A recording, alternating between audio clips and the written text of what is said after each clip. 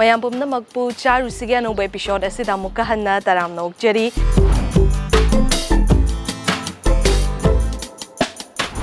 ngasigi episode asigi damak akoina lakchariba mafam masi Naga river Kabo Leikai haiba mafam adudani mafam se akoigi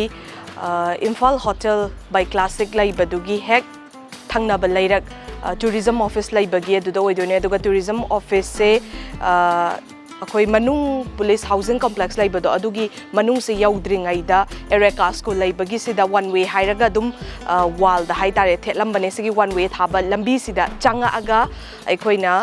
akham thengna changa kadoine aduga laire mayam kidamakta mamas fat boy haina mayamna yam pamna ba huji chatna ba mafamne aduna ngasi mafam sida ekoi yaushila aduna changaga kari mathel sing laibano karam ba mahau sing no ngasi ekoina amuksida anau boy na test toba phanga dawri base haibna chingba mayam se mayam punna khangminarasi changasi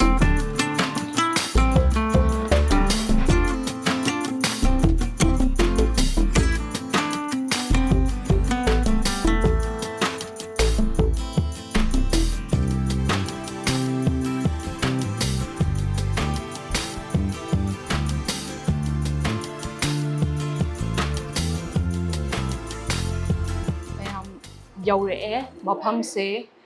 hana akoina uba gandadi khitangsu Instagram gumbada mafam je pi ambane khitang chillambane ado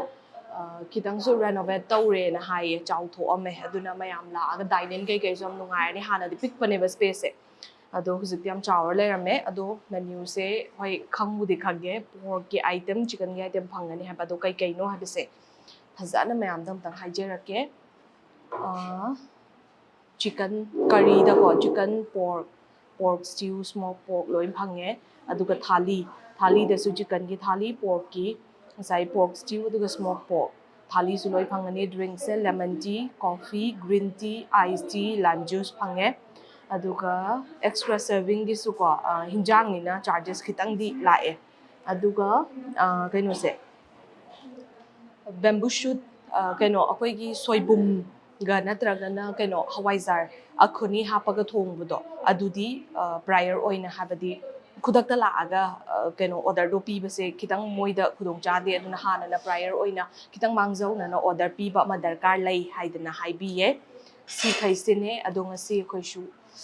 kai try to we I have do yengasi aduga order pi khrase mayam atangai miners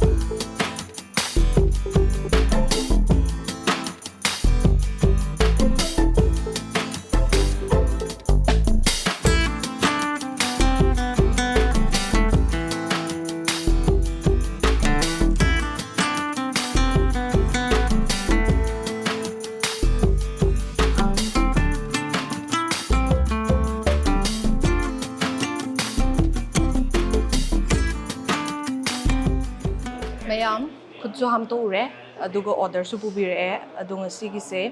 ngasai chicken ne adagidi just pork adum icham chamna thongbadune aduga pork stew kangsoi gi tatte thongbadune aduga smoked pork the hawai leire sina chutney amet pi aduga salad leire sa boil aduga sisina chak thandai nyong hakani natte ko aduga khutsu hamore aduna haurasi yengasi chak kitang hana lautharasi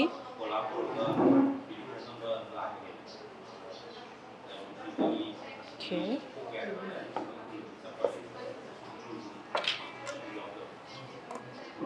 dagidi champut khara malauthage champut si di khutna sumpairasi beans ni hena janingi gajar dia ni khatang lauthage okay dagidi salad se ko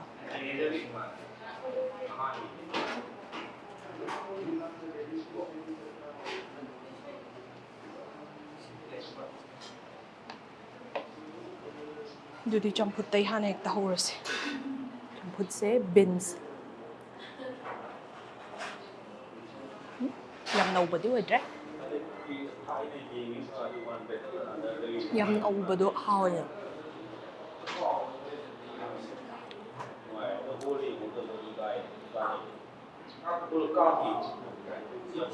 ꯑꯅꯧꯕ ꯑꯔꯤꯕ ꯈꯔ ꯌꯥꯅꯕꯖꯥꯠꯅꯤ ꯁꯤꯃꯗꯤ ꯈꯔ ꯅꯧꯋꯦ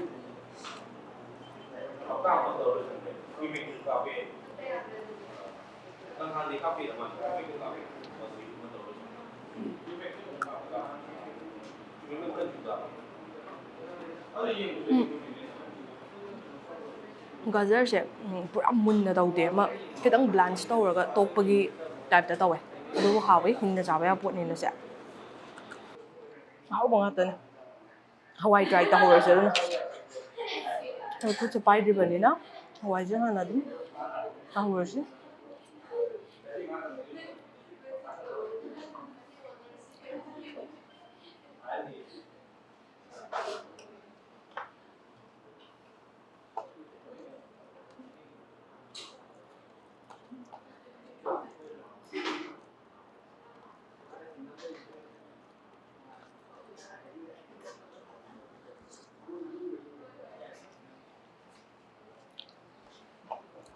ꯍꯥꯎꯋꯦ ꯊꯥꯎꯒ ꯌꯥꯝꯅ ꯌꯥꯝꯃꯒ ꯇꯧꯕꯗꯣ ꯑꯗꯨꯒꯨꯝꯕ ꯅꯠꯇꯦ ꯌꯥꯝ ꯏꯆꯝ ꯆꯝꯅ ꯊꯣꯡꯕꯒꯤ ꯃꯍꯥꯎ ꯑꯃ ꯇꯧꯋꯦ ꯍꯥꯎꯋꯦ ꯑꯩꯗꯤ ꯍꯋꯥꯏꯁꯨ ꯌꯥꯝ ꯄꯥꯝꯃꯦ ꯑꯗꯨꯅ ꯄꯥꯝꯖꯈ꯭ꯔꯦ ꯑꯗꯨꯝ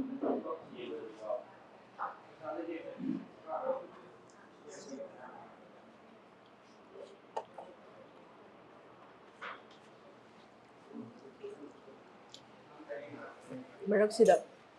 ꯉꯁꯥꯏ ꯆꯠꯅꯤꯗꯣ ꯑꯗꯨ ꯇ꯭ꯔꯥꯏ ꯇꯧꯁꯤ ꯈꯤꯇꯪ ꯍꯥꯞꯊꯒꯦ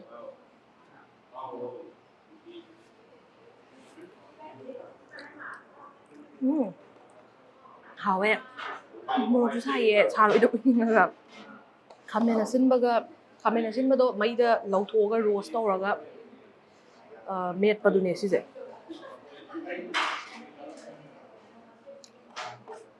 ꯁꯥ ꯑꯌꯥꯏꯕꯒꯨꯝꯕꯒ ꯆꯥꯕꯁꯨ ꯌꯥꯝ ꯍꯥꯎꯕꯅꯤ ꯁꯤꯁꯦ ꯃꯥꯒꯤ ꯌꯥꯏꯊꯣꯛꯎꯕꯒꯤ ꯈꯤꯇꯪ ꯀꯩꯅꯣ ꯃꯩꯔꯧ ꯍꯥꯏꯒꯗ꯭ꯔꯥ ꯑꯗꯨꯒꯤ ꯆꯥꯔ ꯑꯣꯏꯕ ꯃꯅꯝ ꯅꯝꯕꯗꯣ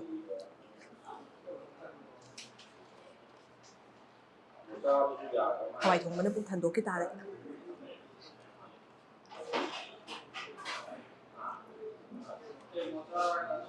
ꯐꯔꯦ ꯃꯊꯪꯁꯦ ꯁꯤꯁꯦ ꯉꯁꯥꯏ ꯄꯣꯔꯛ 3ꯅꯦ ꯄꯣꯔꯛꯀꯤ ꯑꯥꯏꯇꯦꯝꯁꯦ ꯆꯤꯀꯟ ꯑꯃꯒ ꯑꯗꯨꯅ ꯄꯣꯔꯛ ꯆꯥꯈ꯭ꯔꯗꯤ ꯆꯤꯀꯟꯁꯦ ꯆꯝꯈꯤꯕꯁꯨ ꯌꯥꯏ ꯑꯗꯨꯅ ꯆꯤꯀꯟ ꯍꯥꯟꯅ ꯇ꯭ꯔꯥꯏ ꯇꯧꯍꯧꯁꯦ ꯁ꯭ꯄꯨꯟ ꯑꯃ ꯂꯧꯔꯒꯦ ꯁꯤꯒꯤꯁꯨ ꯁ꯭ꯄꯨꯟꯁꯦ ꯈꯨꯌꯥꯝ ꯑꯃꯅꯦ ꯑꯩꯅ ꯁꯤꯖꯤꯟꯅꯗꯣꯔꯤꯕꯁꯦ ꯍꯥꯏꯗꯤ ꯑꯃꯨꯛꯁꯨ ꯅꯨꯡꯉꯥꯏꯇꯦꯗꯅꯀꯣ ꯁꯤ ꯇꯧꯔꯒ ꯂꯧꯒꯦ ꯄꯤꯁꯁꯦ ꯌꯥꯝ ꯆꯥꯎꯋꯦ ꯆꯥꯎꯕ ꯄꯤꯁ ꯑꯣꯏ ꯊꯥꯏꯒꯤ ꯄꯤꯁꯅꯤꯁꯦ ꯆꯤꯀꯟꯒꯤ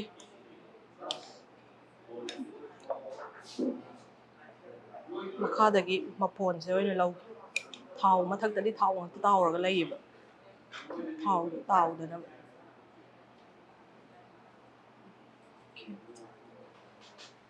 ꯑꯝꯇ ꯎꯠꯂꯝꯗ꯭ꯔꯦ ꯆꯤꯀꯟꯗꯣ ꯑꯩꯅ ꯑꯃꯗꯤ ꯂꯧꯊꯈ꯭ꯔꯦ ꯑꯗꯨꯏꯁꯨ ꯇꯣ ꯄꯤꯁꯁꯦ ꯆꯥꯎꯋꯦꯅ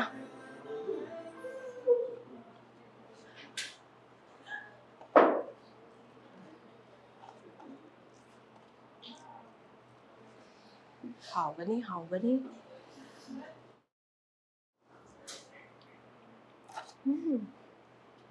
ꯍꯥꯎꯋꯦ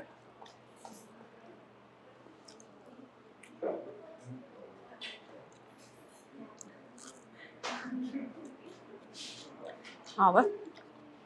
ꯃꯍꯤ ꯇꯣꯠꯄꯁꯤ ꯕꯦꯁ ꯇꯥꯔꯦ ꯃꯇꯣꯡꯁꯦ ꯑꯃꯨꯛ ꯌꯦꯡꯉꯁꯦ ꯁꯥꯒꯁꯦ ꯌꯥꯝ ꯇꯥꯁꯜꯂꯒ ꯑꯩꯈꯣꯏꯒꯤ ꯀꯩ ꯍꯥꯏꯅꯤ ꯌꯦꯟꯗꯣ ꯇꯥꯁꯟꯕꯗꯣ ꯃꯁꯥꯗꯣ ꯑꯗꯨꯃꯥꯏꯅ ꯇꯧꯋꯦ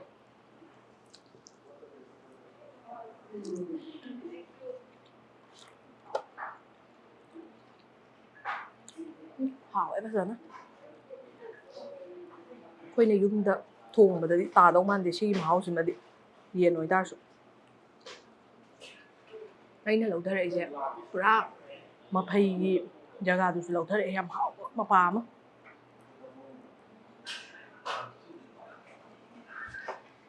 ꯃꯁꯤ ꯆꯠꯅꯤꯁꯦ ꯊꯣꯛꯅ ꯍꯥꯎꯈ꯭ꯔꯦ ꯇꯝꯗꯕ ꯌꯥꯗꯦ ꯃꯁꯤ ꯁꯦꯝꯕ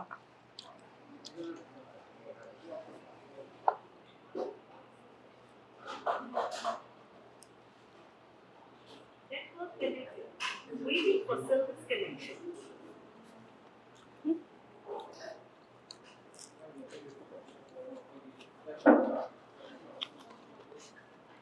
Service connected.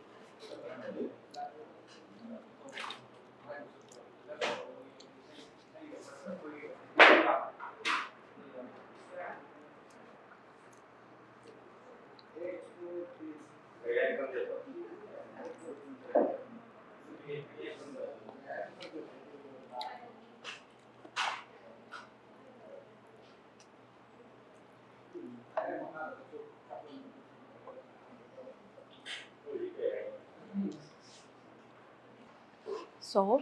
ꯃꯊꯪꯁꯤꯗꯤ ꯁꯤꯒꯤ pork stew,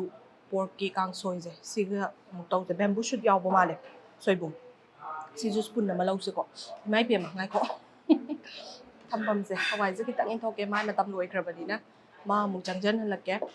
ꯑꯗꯨꯒ ꯁꯤꯅ ꯁꯨꯝ ꯇꯧꯔꯁꯤ porkꯁꯦꯀꯣ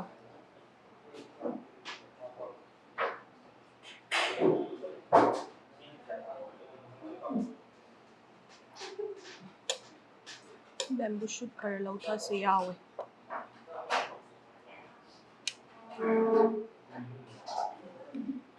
ꯌꯥꯔꯦ ꯁꯤꯅ ꯌꯥꯔꯦ ꯁꯤ ꯍꯥꯟꯅ ꯇ꯭ꯔꯥꯏ ꯇꯧꯔꯁꯤ ꯁꯦꯒꯥꯏꯗ꯭ꯔꯤꯉꯩꯗ ꯑꯝꯇ ꯎꯠꯂꯝꯒꯦ ꯌꯦꯡꯉꯨ ꯀꯩꯅꯣ ꯈꯨꯠꯇꯤꯁꯤꯕꯣ ꯅꯤꯛꯀꯅꯨ ꯅꯤꯛꯀꯅꯨ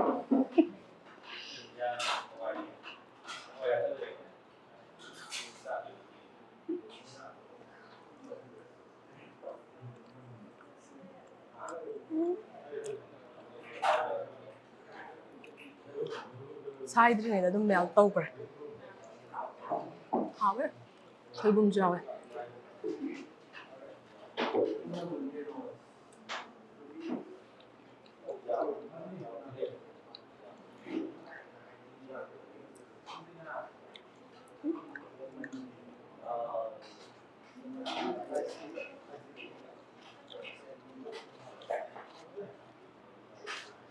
ꯍꯥꯎꯋꯤ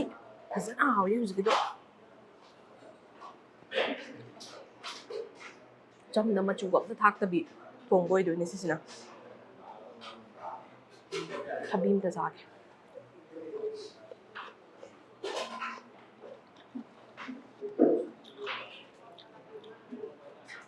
ꯉꯁꯥꯏꯒꯤ ꯆꯠꯅꯤꯗꯨꯒ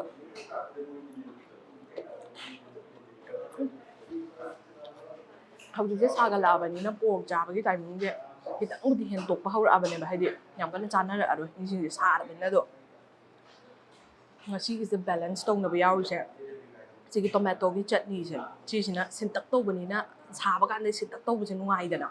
ꯑꯗꯒꯤ ꯈꯔ ꯂꯥꯏꯠ ꯑꯣꯏꯕ ꯂꯣꯏ ꯌꯥꯎꯋꯦꯕ ꯑꯗꯣ ꯁꯤꯈꯩꯁꯦ ꯑꯩꯈꯣꯏꯅ ꯃꯌꯥꯝꯗ ꯎꯠꯅꯤꯡꯕꯒꯤ ꯃꯈꯟꯁꯦ ꯁꯨꯅꯕ ꯂꯣꯏꯅꯃꯛꯁꯦ ꯍꯥꯏꯕꯗꯤ ꯑꯣꯔꯗꯔ ꯇꯧꯖꯕꯅꯦ ꯁꯤ ꯂꯩ ꯍꯥꯏꯕꯗꯣ ꯑꯗꯣ ꯏꯁꯥꯅ ꯁꯤꯃꯇꯪ ꯊꯥꯂꯤꯗ ꯉꯁꯥꯏ ꯍꯥꯏꯈꯤꯕꯗꯣꯀꯣ ꯊꯥꯂꯤꯗꯨꯗ ꯆꯤꯀꯟ ꯇꯧꯒꯦꯔꯥ ꯅꯠꯇ꯭ꯔꯒꯅ ꯄꯣꯔꯛ ꯁ꯭ꯇ꯭ꯌꯨꯁꯦ ꯇꯧꯒꯦꯔꯥ ꯅꯠꯇ꯭ꯔꯒ ꯆꯨꯝꯅꯒꯤ ꯄꯣꯔꯛ ꯇꯧꯔꯒ ꯑꯗꯒꯤ ꯑꯃꯨꯛ ꯁ꯭ꯃꯣꯛ ꯄꯣꯔꯛ ꯑꯣꯏꯅ ꯇꯧꯒꯦꯔꯥ ꯑꯗꯨꯁꯨ ꯌꯥꯏꯑꯕ ꯑꯗꯨꯅ ꯃꯈꯟꯗ ꯑꯣꯞꯁꯟ ꯃꯌꯥꯝ ꯂꯩ ꯍꯥꯏꯇꯥꯔꯦ ꯑꯣꯀꯦ ꯅꯦꯛꯁꯁꯦ ꯁ꯭ꯃꯣꯛ ꯄꯣꯔꯛꯁꯦ ꯇ꯭ꯔꯥꯏ ꯇꯧꯁꯦ ꯑꯗꯨꯅ ꯃꯥ ꯑꯃꯨꯛ ꯉꯥꯏꯍꯥꯛꯇꯪ ꯁ꯭ꯋꯥꯏꯗ ꯂꯩꯍꯟꯒꯦ ꯃꯥ ꯑꯃꯨꯛ ꯊꯥꯡꯖꯤꯜꯂꯛꯀꯦ ꯄꯣꯊꯕꯗꯣ ꯇꯥꯈꯤꯗꯣꯏ ꯃꯥꯜꯂꯦ ꯅꯨꯡꯉꯥꯏꯇꯦꯕ ꯅꯛꯁꯟꯕꯅ ꯐꯩꯗꯅ ꯐꯖꯔꯦ ꯁ꯭ꯃꯣꯛ ꯄꯣꯔꯛꯁꯦ ꯃꯁꯥꯁꯦ ꯐꯖꯅ ꯇꯥꯁꯜꯂꯒ ꯌꯦꯡꯕꯗꯀꯣ ꯑꯣꯀꯦ ꯁꯤꯒꯤ ꯁꯔꯨꯗꯅ ꯄꯤꯁꯁꯦ ꯃꯇꯪꯒ ꯊꯥꯗꯖꯒꯦ ꯁꯤꯗꯤ ꯑꯌꯥꯝꯕꯅ ꯀꯩꯅꯣ ꯌꯥꯎꯗ꯭ꯔꯦ ꯊꯥꯎꯁꯤꯗꯤ ꯇꯣꯠꯅꯤꯡꯗ꯭ꯔꯦ ꯑꯗꯨꯅ ꯁꯤ ꯈꯤꯇꯪ ꯑꯗꯨꯝ ꯆꯥꯔꯁꯦ Sisu utlamgeda. Fazabane. Chakasi kanthokani aina. Ma matanta fazahandoin.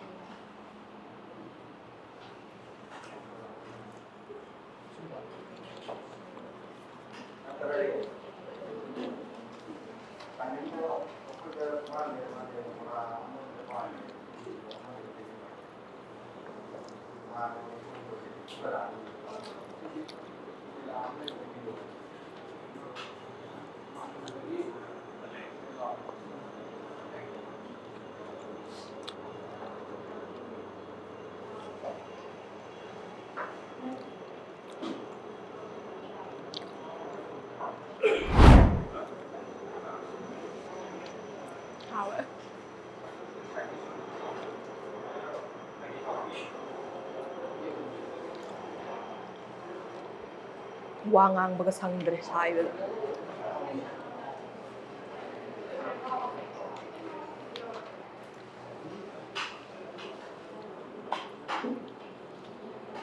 Saruda nampas daw sa paikat laga chiksida.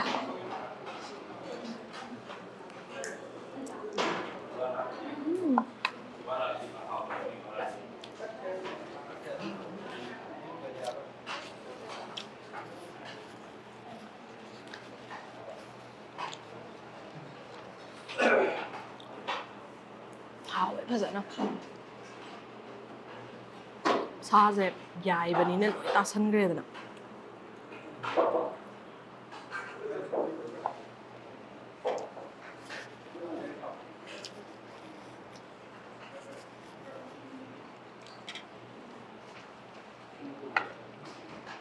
Masai boil sida na saje adum yairo pada side ne da ju utum ba do melt tawdo adu do si tawe aduga smoke pork ji nong tasallaga tasalle haraga kalla leibido nte ba saje masa tasallaga oina chaabada yam nungai ba do hawdo adu oi hawe dudi glass amba khatang ngai de mathel se men oi ba sha duna sigise ne chumnagi pork tu ne chumnagi se kamai tawge ne last thambane chumna haidar juma chumna oibra oidabra se ordinary oibra oidabra se khilaski laski ngasi gi pork ki mathel se lauthasi si manushi oi lautharas thawna tane yare yare si sum tawras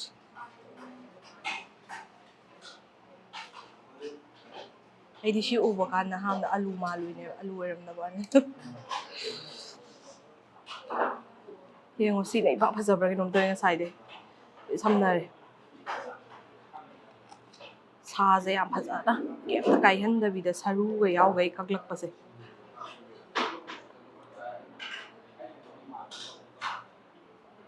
hai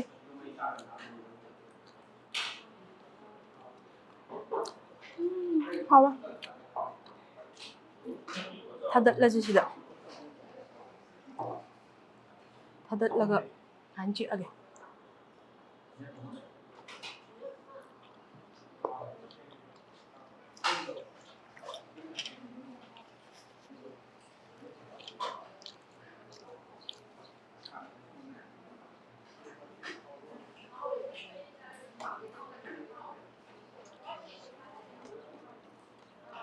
likthoktanaba mo asinbasiga mo tawba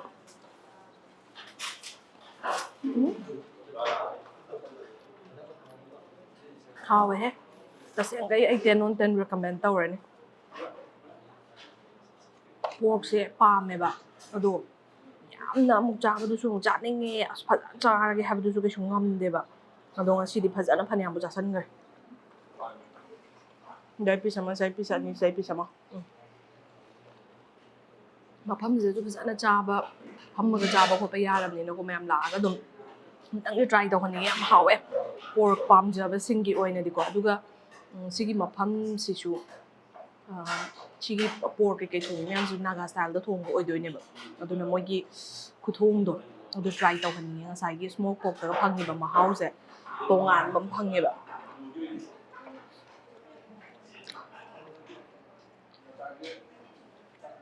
yumda goina chani na thonga ꯑꯗꯨꯝ ꯊꯣꯡꯕ ꯀꯥꯟꯗ ꯐꯪꯒꯗꯕ ꯃꯍꯥꯎ ꯑꯣꯏꯗꯦ ꯑꯗꯨꯅ ꯃꯔꯛꯇ ꯂꯥꯛꯑꯒ ꯅꯣꯡ ꯐꯥꯗꯣꯛꯁꯨꯀꯣ ꯏꯟꯁꯥꯡ ꯍꯥꯎꯕ ꯑꯃ ꯆꯥꯊꯣꯛꯄꯤꯕ ꯌꯥꯏꯌꯦꯅ ꯈꯜꯂꯦ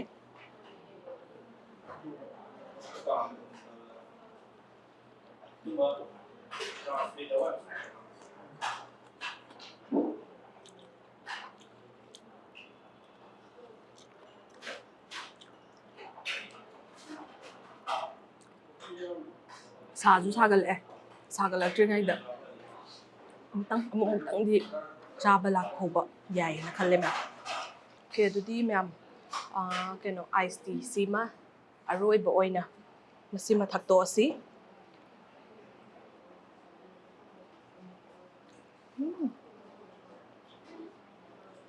ꯍꯥꯎꯋꯦ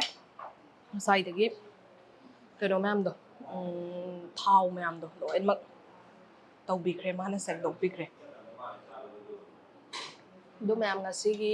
ꯃꯊꯦꯜ ꯃꯌꯥꯝꯁꯦ ꯂꯣꯏꯅꯃꯛ ꯇꯦꯁ ꯇꯧꯖꯔꯦ ꯌꯥꯝꯅꯁꯨ ꯍꯥꯎꯋꯦ ꯑꯁꯦꯡꯕꯒꯤ ꯍꯥꯏꯖꯅꯕ ꯅꯠꯇꯦ ꯌꯥꯝ ꯍꯥꯎꯋꯦ ꯑꯗꯨꯒ ꯉꯁꯥꯏꯒꯤ ꯁꯤꯒꯤ ꯄꯣꯔꯛ ꯁ꯭ꯇ꯭ꯌꯨꯁꯦ ꯁꯤꯗꯤ ꯑꯉꯥꯡꯅꯒ ꯆꯥꯔꯗꯤ ꯍꯦꯟꯅ ꯆꯥꯟꯅꯒꯗ꯭ꯔꯥꯅ ꯈꯜꯂꯦ ꯁꯤꯗꯤ ꯃꯣꯔꯣꯛ ꯌꯥꯝ ꯀꯩ ꯍꯥꯏꯅꯤ ꯃꯣꯔꯣꯛ ꯌꯥꯝ ꯁꯥꯕꯗꯤ ꯑꯝꯇ ꯑꯣꯏꯗꯦꯕ ꯑꯗꯨ ꯇꯥꯔꯁꯨ ꯁꯤꯅ ꯏꯆꯝ ꯆꯝꯃꯦꯕ ꯑꯗꯨꯒ ꯆꯝꯅ ꯆꯥꯕ ꯌꯥꯕꯁꯦ ꯑꯗꯒꯤ ꯁ꯭ꯃꯣꯛ ꯄꯣꯔꯛ ꯍꯥꯎꯏ ꯆꯨꯝꯅꯒꯤ ꯄꯣꯔꯛꯁꯤꯁꯨ ꯍꯥꯎꯏꯀꯣ ꯑꯗꯣ ꯆꯨꯝꯅꯒꯤ ꯄꯣꯔꯛꯁꯤꯗꯤ ꯑꯌꯥꯝꯕ ꯑꯩꯈꯣꯏ ꯑꯗꯨꯝ ꯆꯥꯅꯩꯗꯅ ꯑꯗꯨꯅ ꯑꯩꯅ ꯁꯨꯝ ꯇꯦꯁ ꯇꯧꯍꯟꯅꯤꯡꯕꯁꯦ ꯁꯤꯒꯤ ꯁ꯭ꯃꯣꯛ ꯄꯣꯔꯛꯁꯤꯒ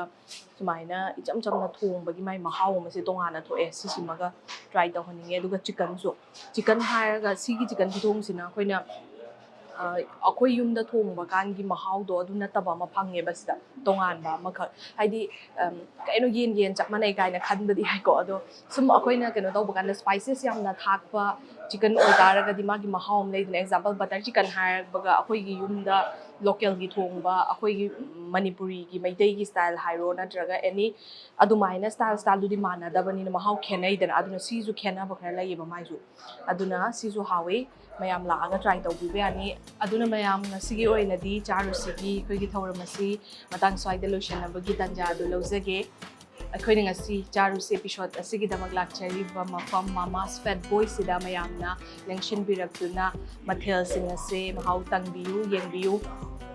ꯆꯥꯕꯁꯤꯡꯅ ꯍꯥꯏꯕ ꯇꯥꯔꯦ ꯐꯪꯉꯤꯕ ꯃꯊꯦꯜꯁꯤꯡꯁꯦ ꯆꯥꯕꯤꯕꯁꯤꯡꯅ ꯆꯥꯕꯤꯗꯕꯁꯤꯡꯒꯤ ꯑꯣꯏꯅꯗꯤ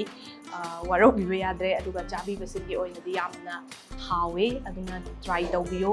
ꯑꯗꯨꯒ ꯃꯊꯪꯒꯤ ꯑꯩꯈꯣꯏꯒꯤ ꯑꯦꯄꯤꯁꯣꯠꯁꯤꯡꯁꯤꯗ ꯆꯠꯍꯟꯅꯤꯡꯕ ꯃꯐꯝꯁꯤꯡ ꯃꯌꯥꯝꯅ ꯑꯗꯨꯃꯛ ꯀꯃꯦꯟꯇ ꯍꯥꯏꯕꯤꯔꯝꯃꯣ ꯃꯃꯥꯡꯒꯤ ꯚꯤꯗꯤꯑꯣꯁꯤꯡꯗꯁꯨ ꯑꯗꯨꯃꯛ ꯍꯥꯏꯖꯕꯅꯤ ꯑꯗꯨꯅ ꯃꯌꯥꯝꯗ ꯂꯩꯕ ꯏꯁꯥꯅ ꯈꯪꯕꯤꯔꯤꯕ ꯃꯐꯝꯁꯤꯡꯗꯣ ꯑꯇꯣꯞꯄ ꯀꯅꯥꯝꯇ ꯈꯪꯔꯝꯗꯕꯁꯨ ꯌꯥꯏ ꯑꯗꯨꯅ ꯑꯩꯈꯣꯏꯒꯤ ꯊꯧꯔꯝꯁꯤꯅ ꯄꯥꯝꯕꯩ ꯑꯃꯈꯛ ꯂꯝꯕꯤ ꯑꯃꯈꯛ ꯑꯣꯏꯔꯒ ꯄꯨꯟꯅ ꯈꯪꯃꯤꯟꯅꯕꯒꯤ ꯇꯥꯟꯖꯥ ꯑꯗꯨ ꯂꯧꯃꯤꯟꯅꯁꯤ ꯉꯁꯤꯒꯤꯗꯃꯛꯇꯗꯤ ꯆꯥꯔꯨꯁꯤ ꯊꯧꯔꯝ ꯃꯤꯠꯌꯦꯡ ꯇꯥꯕꯤꯔꯤꯕ ꯈ꯭ꯋꯥꯏ ꯈꯨꯗꯤꯡꯃꯛꯄꯨ ꯈꯨꯔꯨꯝꯖꯔꯤ ꯃꯊꯪꯒꯤ ꯑꯩꯈꯣꯏꯒꯤ ꯑꯦꯄꯤꯁꯣꯠ ꯉꯥꯏꯗꯨꯅ ꯂꯩꯕꯤꯔꯝꯃꯨ ꯇꯣꯉꯥꯟ ꯇꯣꯉꯥꯟꯕ ꯚꯤꯗꯤꯑꯣ ꯀꯌꯥ ꯑꯃ ꯄꯨꯗꯨꯅ ꯂꯥꯛꯆꯈꯤꯒꯦ ꯄꯨꯝꯅꯃꯛꯄꯨ ꯈꯨꯔꯨꯝꯖꯔꯤ